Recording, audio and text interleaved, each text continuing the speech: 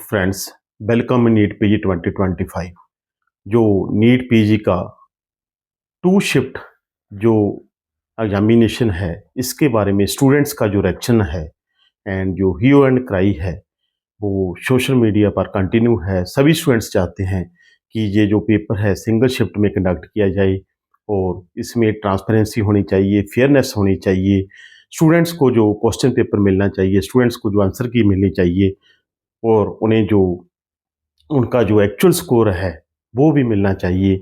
इसके बारे में ही लास्ट ईयर का जो सुप्रीम कोर्ट में कोर्ट केस था, इसका चैन वर्सेस जो नेशनल बोर्ड ऑफ एग्जामिनेशन था, परंतु अभी भी वो स्टूडेंट जो केस है वो जो लंकावस्था में चल रहा है। परंतु नेशनल बोर्ड ऑफ एग्जामिनेशन को, एमएमसी को एंड जो नेशनल मेडिकल काउंसिल को जो लास्ट ईयर की प्रैक्टिस को देखते हुए, क्योंकि काउंसलिंग प्रोसेस है वो 6 मंथ लॉन्ग चला और जो पेपर भी कैंसिल हुआ, उसको देखते हुए ये जो टेस्ट है वो सिंगल शिफ्ट में कंडक्ट कराना चाहिए और सभी स्टूडेंट्स को जो ट्रांसपेरेंसी, फेयरनेस के मुताबिक ही उन्हें जो क्वेश्चन पेपर एंड आंसर की मिलनी चाहिए, उन्हें एक्चुअल स्कोर जो मालूम होना चाहिए। जो नॉर्मलाइजेशन का फार्मूला लास्ट ईयर अडॉप्ट किया गया था, उसको देखते हुए स्टूडेंट्स में जो उनका स्कोर वर्सेस रैंक था, उसे स्टूडेंट सेटिस्फाइड नहीं थे। उन्हें लग रहा था कि जो भी हमें रैंक मिला है वो उस पर ट्रांसपेरेंसी नहीं है, नॉर्मलाइजेशन का फार्मूला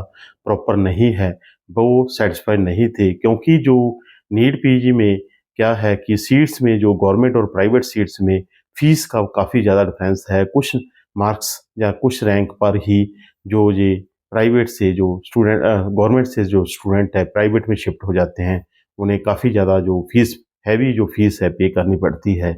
इसीलिए बार बार केस भी होते हैं। मैं यही कहूँगा कि अगर नेशनल बोर्ड ऑफ एग्जामिनेशन या एमसीसी या नेशनल मेडिकल काउंसिल चाहता है कि ये जो काउंसलिंग प्रोसेस है नीट पीजी 2025 का इन इन टाइम हो और काउंसलिंग प्रोसेस है प्रॉपर टाइम जो ख़त्म होए, इसके लिए जो नेशनल बोर्ड ऑफ एग्जामिनेशन को जो ये नीट पीजी 2025 है वो सिंगल शिफ्ट में कंडक्ट कराना चाहिए।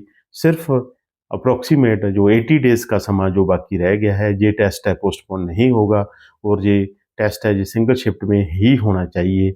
ये सभी स्टूडेंट्स चाहते हैं।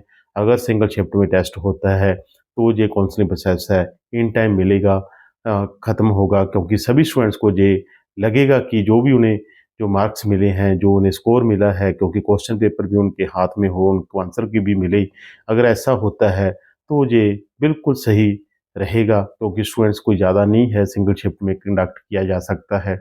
और जैसे कि लास्ट कुछ साल पहले जो प्रैक्टिस थी, वही प्रैक्टिस के मुताबिक ही सिंगल शिफ्ट में जो टेस्ट है होना चाहिए, मैं यही कहूँगा।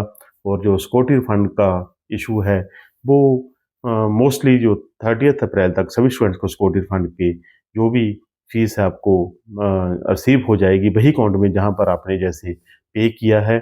और फिर भी किसी स्टूडेंट को मेरी हेल्प की ज़रूरत हो तो मुझे मैसेज करना। मेरा जो डिस्क्रिप्शन में नंबर है और मेरे इस चैनल को शेयर करना, लाइक करना, सब्सक्राइब करना। होप कि ये जो टेस्ट है सिंगल शिफ्ट में एमसीसी से कंडक्ट कराए और जो इन टाइम मोस्टली ये जो 15